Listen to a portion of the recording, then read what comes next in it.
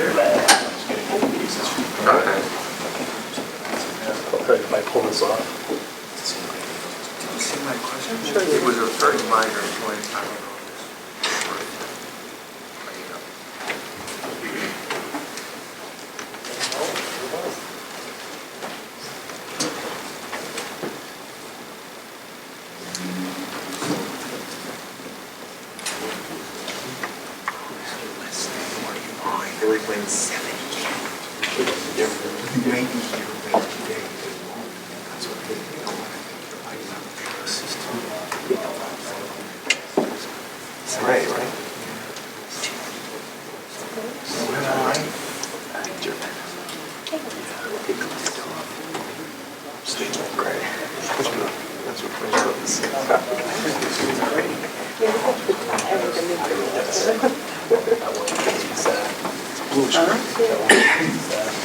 Okay, back on the record.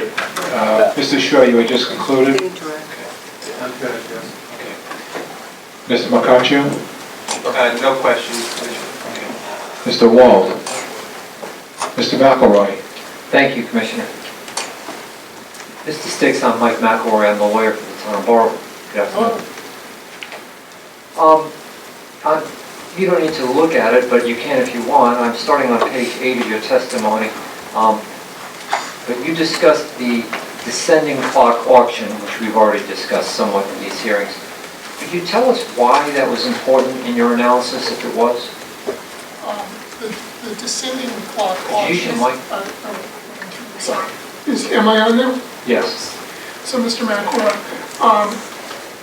because the descending clock auction proceeds in stages, I'm able to figure out what the maximum savings could have been in the third round of that auction, because it declines, because the data provided at the end of the third round shows how much was still bidding in. So it enables us to calculate a range of potential savings. So those numbers become public after the auction is over? Yeah, they were, I believe it was February 11th, 10th or 11th that they were released. And why is it that the savings have to be calculated in a range?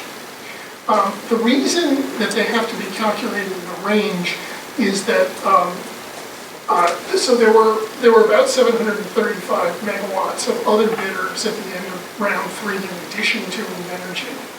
And we don't know where those 735 megawatts bid in. They could have been in at 704, or they could have been in very close to 850. But ISO New England does not release the exact prices and quantities at which those bids come in. So if they all came in at 704, the savings, for example, would have been very close to 0. But if they all came in very close to 850,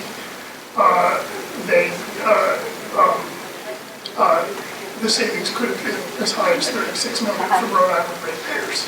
So that's your range for the Rhode Island ratepayer savings is 0 to 36 million. That's correct. Now, Invenergy calculated it as a fixed number. I mean, are you saying that was inappropriate?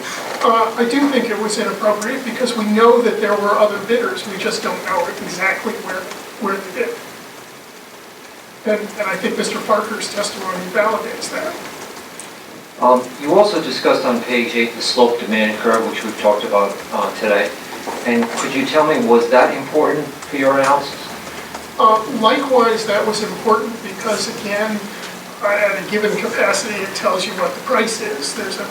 Rather than in the past when there was a vertical demand curve and the price could vary hugely with a very small number of megawatts of movement in the amount bid in. Here you can use the slope of the curve to do the calculations that generated my 0 to $36 million range. You also discussed on that same page, page 8, the change in the zones, which we've discussed a number of times. And could you tell me how you utilize the zone change in your analysis? Well, as a hypothetical, in FCA 9, you ended up with, there was a narrower zone called Southeast Mass, Rhode Island, and this became Southeast New England, which included Boston and Northeast Mass. And because it was a larger zone, and because of the amount bid in, we know that there was no additional price for being in that zone in this auction. There was, in the previous auction, FCA 9, for new capacity, there was a separate price for new capacity in FCA 9 for southeastern Mass, Rhode Island. But we now have a larger zone and more capacity bid in, and so there was, the price was the same as the price for the rest of the system. Do you attribute that, the fact that the price was now the same in FCA 10 solely to the reconfiguration of the zones? I think it was, I'm not sure I can answer that precisely, actually. I'm not sure I can answer that precisely. I think it was a combination of the zones and the amount of capacity that was bid in, because there was not only Invenergy, but also Canal. So I can't answer that precisely at this time. I could go back and work on it, but I don't have No, I'm not asking you to do that. I asked the question earlier of Mr. Fagan, and he said that he really wasn't going to do it, and I said I'd be glad to ask you the question. So if you could look at the testimony of Mr. Parker on page 57.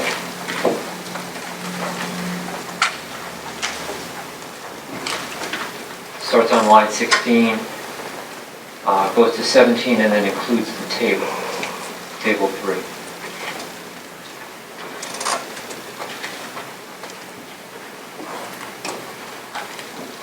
All right, so it says, by procuring capacity in excess of the NICR in FCA 10, ISO NE saved New England customers more than $2 billion.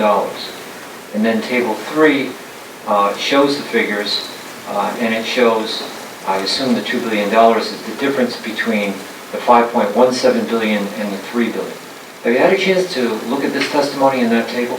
I have. Do you agree with it? I believe the calculations are correct, although they only cover a single year, and this is a plant that will operate over 40 years. So, and again, recognize that this is the savings for all of New England and not just Rhode Island. Have you ever taken the opportunity to try to break out Rhode Island? Could you do that simply by doing a pro rata calculation?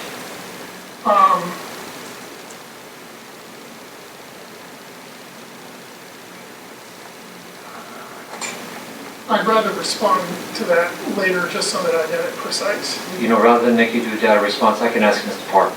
Okay. And do that tomorrow.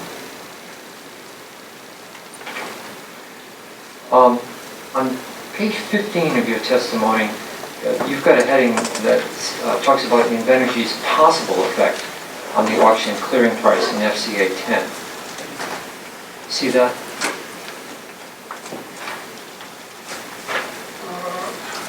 What line are you? I'm sorry. It's on line 6.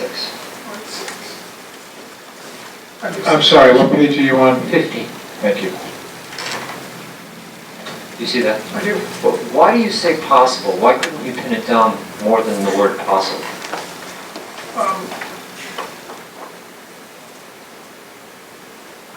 Because we don't know, we know that there were other bidders in the fourth round of the auction, but we don't know where they bid.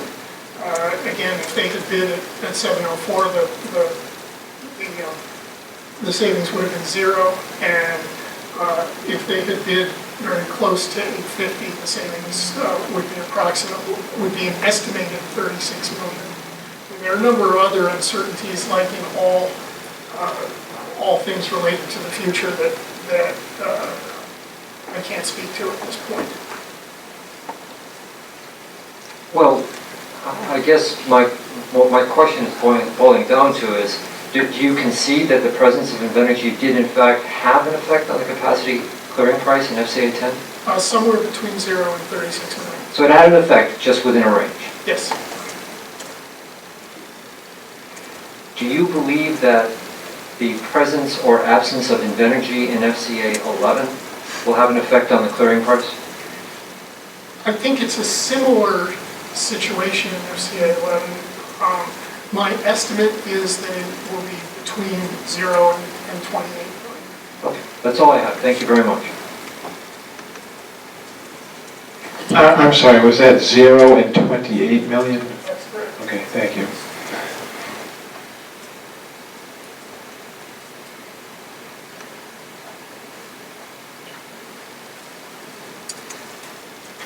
Good afternoon, Mr. Spence. Okay, so you don't know me, but for those of you that do, charts and tables confuse me. Okay. On page 46 of your testimony,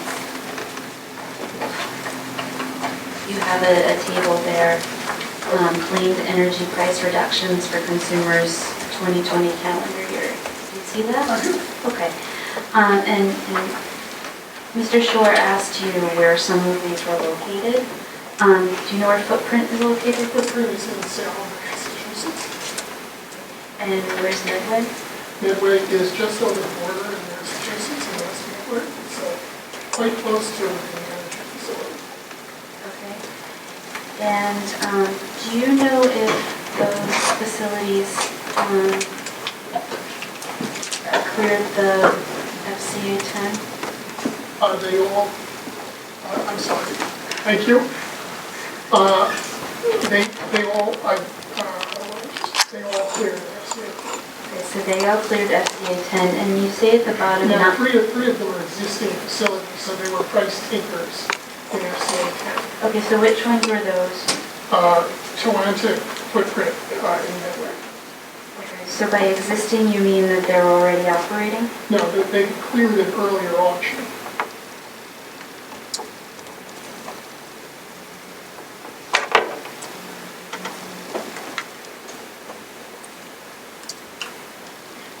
But none of them are online.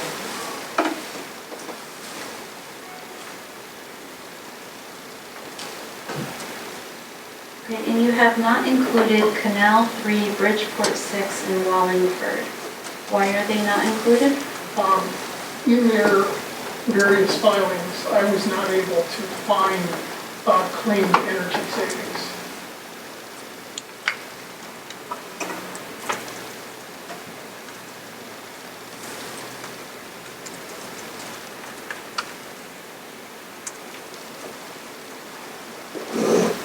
But if they had claimed energy savings similar to Invenergy, it would have added another $2, as the note says, it would have added another $2.19.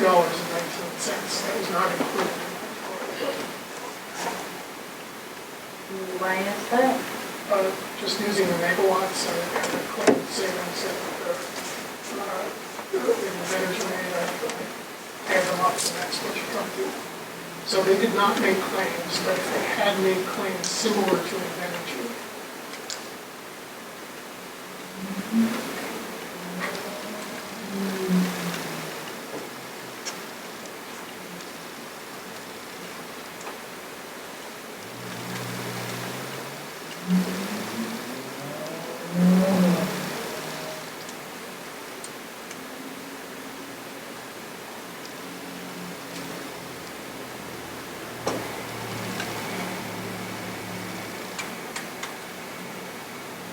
Did you look at those three plants to see if they had any downward pressure on ISO energy clearing prices?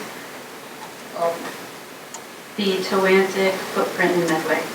so because none of them are operating yet, one would have a tough time observing that. The last major plant that came online was 7 years back. Okay, did you look at how those might have affected the results of the clearing price in the forward capacity auction? That wasn't the purpose of this analysis. The purpose of this analysis was to look at energy prices. Okay.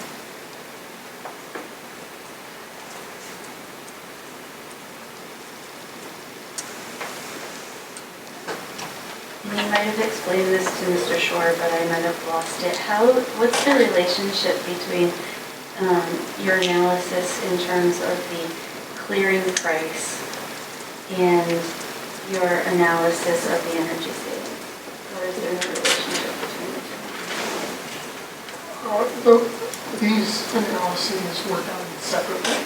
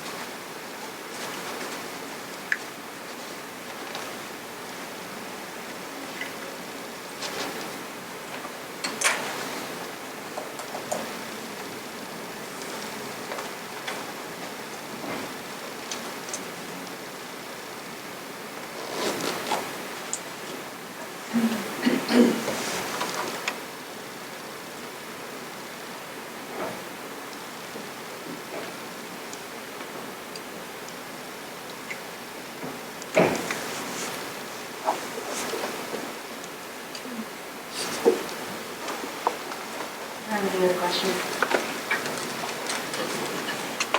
Mr. Sticks, I just have a follow-up question.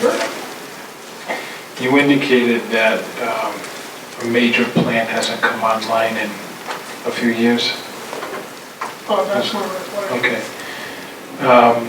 By major plant, how would you categorize that?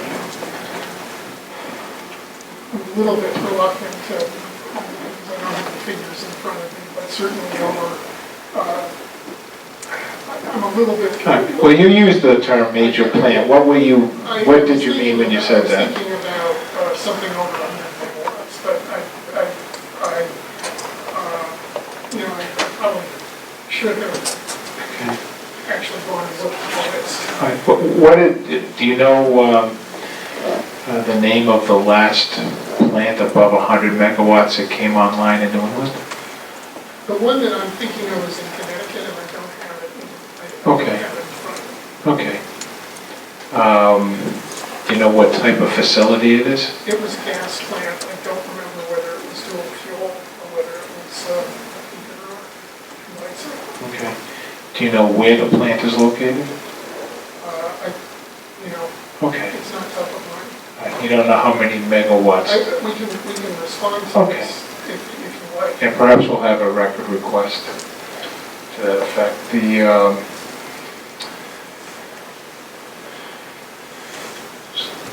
You could just list the name of the last power plant in excess of 100 megawatts that came online in New England, where it is located. And by this I mean the generating plant. Correct. Where it's located, what type of plant it is.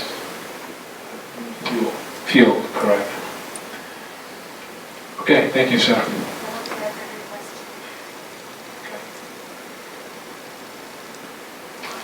Mr. Nold? Okay. Mr. Elmer? I have a few on redirect. You use the acronym, Mr. Sticks, LMP. What does that stand for? That stands for locational marginal price, and it's the price that either, depending on which type of node it is, that either generators receive or that distribution companies pay at a particular location. Thank you. Mr. Shore, For energy. on the two charts that you introduced today, the impact of adding megawatts in FCA 11, Mr. Shore directed your attention to the line item on both charts, 7th line showing new capacity, 600 megawatts. And Mr. Shore asked you hypothetically, if those 600 megawatts were to not appear, would that have an impact on the auction clearing price? And you said yes, it might. If other assumptions in your chart were to change, could those other changes also affect auction clearing price? Of course. And in fact, is that true of all prognostications or future estimates that people do? Yes, it is. Changing hypotheticals can change outcomes. Correct. That's not unusual. Not unusual at all.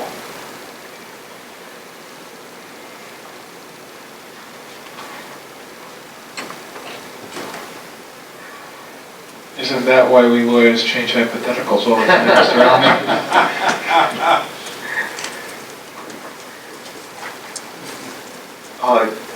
You were asked I'd like to direct you to page 27 of your testimony. You were asked by Mr. Shore whether you had ever acknowledged Mr. Hardy's newly revised estimates for FCA 10. And you said, yes, you had, but then you didn't point to the place in the record. Could you please read into the record the sentence that begins at line 7 on page 27, just that one sentence? Sure. Second, eventually Invenergy backed off its wrong assertion of 118 to 120 million in capacity savings in just FCA-10. In Ryan Hardy's... Just that sentence. Just to acknowledge, the next sentence refers to Mr. Hardy's April 22nd testimony. Is that right? Correct.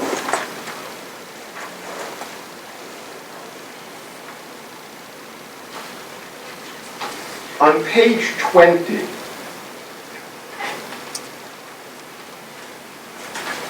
Mr. Shore asked you about the figure $36 million that appears on lines 10 and 11. And you said, yes, you said 36, but you wanted to take it in context. And you started referring to the question beginning on page 19, line 10. I'll read the question. I'd like you to read your answer into the record.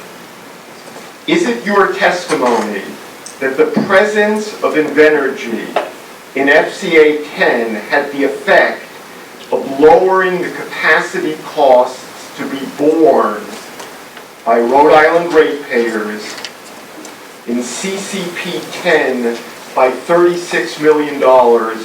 Your answer beginning on line 12 through line 17 is what? No, emphatically not. I'm saying that the maximum amount that the presence of Invenergy in FCA 10 could have saved Rhode Island ratepayers in capacity costs in CCP 10 was $36 million. However, that figure could also have been close to zero.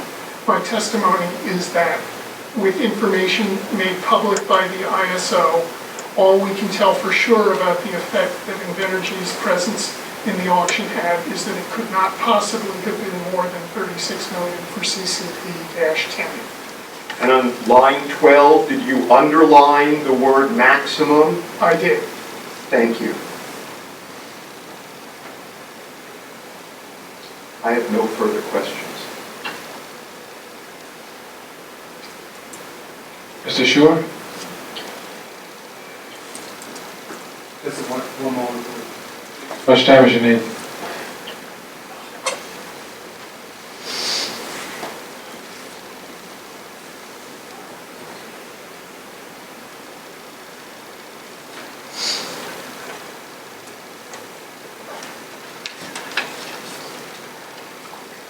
I'll say that. Nothing further. Oh, actually, maybe we have to refer this. Oh, absolutely. It's not a response, it's not a hypothetical. That's okay. Sorry. Mr. Sticks, would you turn to that chart again that I believe there were some questions, I posed some questions, and I think counsel for the commission also asked you some questions. It was on page 46, correct? Of my testimony? Yes, of your testimony. Right? I have it in front of me. I think, if I recall the questions that Ms. Wilson was asking you, she was trying to ask if there was any relationship between the prices that are in, these energy prices that are in here and then the prices that were awarded in the capacity market. Do you remember that question? I do. Now, am I correct that the energy price reductions here are with respect to only the market for energy resources? Is that correct? That is correct. And that the market for capacity prices is a separate market in the ISO New England region? That is correct. Okay. That is my understanding. Thank you.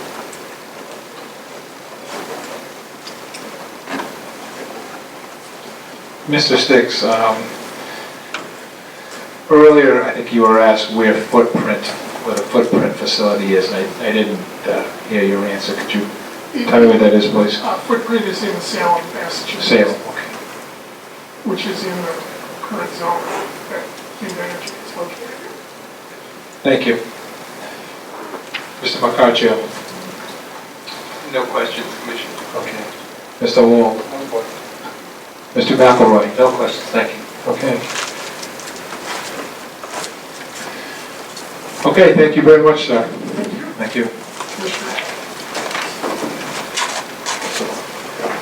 Commissioner, what time are we commencing tomorrow morning? I think we're back to 9:30. We have one witness tomorrow, is that correct? Yes, I believe that is correct, sir. Okay. Could I ask, is CLF 24 full or ID? It is ID, we didn't move it in, and that's fine. Okay. Is there anything further for today? Last chance. Okay.